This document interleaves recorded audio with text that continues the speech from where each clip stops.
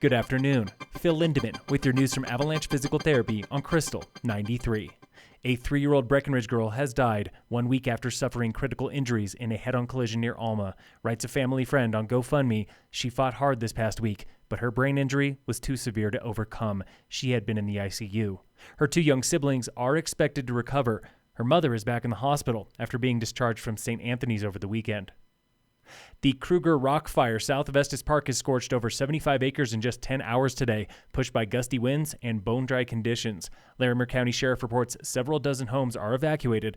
No structures have been damaged as of about 2 o'clock. They believe the wildfire might have been sparked by electrical lines.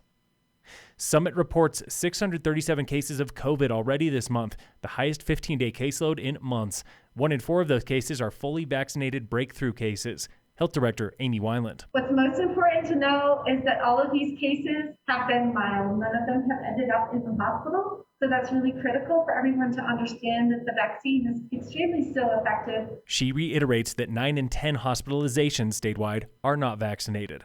Weiland is also encouraging folks to get a COVID booster shot. But Commissioner Elizabeth Lawrence is worried about long waits. City Market and Dillon both don't have availability. If anyone goes in right now, there's no availability until more than 2 weeks out. CVS Target, again, it's more than 2 weeks out. Wineland says some mobile clinics, like the state vaccine bus, offer walk-ups. So do some clinics at local schools. Check the schedule at summitcountyco.gov. The Summit real estate market has shattered the $2 billion mark. Latest data from Summit Association of Realtors shows a grand total of $2.23 billion through October, 2 months sooner than last year when the market broke $2 billion for the first time ever. Last year's booming market was led by record-setting October sales, and it happened again. Almost $400 million sold last month alone, beating 2020 by nearly 6%. Dillon Town Council is considering a cap for short-term rentals. 26% of all units in Dillon are rentals, and capping the number of licenses could save more homes for long-term renters and full-time residents. So far, Breckenridge is the only local town with a rental cap. Council reviews its options today at 4:30.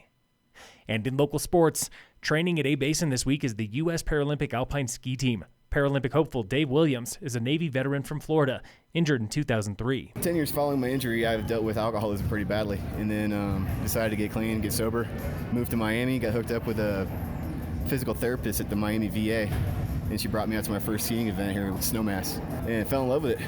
It gave me a reason, gave me a goal, gave me something to look forward to. 4-time Paralympian Yasmin Bember from Serbia was paralyzed in a car accident, but he did not let that derail a childhood dream. As a little boy, I watched my dad being in a delegation at the Sarajevo Olympics, and I thought it was absolutely the coolest thing in the whole wide world. And I played team handball professionally in Europe, came here as an Olympic athlete, now I'm on the U.S. Paralympic team. So life is full of surprises. Go for it, that's all I gotta say.